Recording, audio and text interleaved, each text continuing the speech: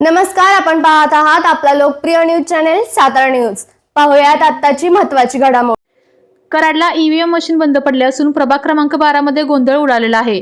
EVM machine बंद पडल्याने मतदार तात्काळले असून महिलांनी मतदान केंद्रावर ठिय्या मारलेला आहे। झोनल ऑफिसर सोबत कार्यकर्त्यांची बाचाबाच झाली, तसेच घटनास्थळी पोलीस देखील दाखल झालेले आहेत। पोलीस उपाधीक्षक राजश्री पाटील, मुख्याधिकारी प्रशांत वटकर घटनास्थळी उपस्थित आहेत। नगराध्यक्षपदाचे उमेदवार राजेंद्र सिंह यादव मतदान केंद्रावर हजर झाले असून कार्यकर्त्यांना पोलिसांनी हटवले आहे।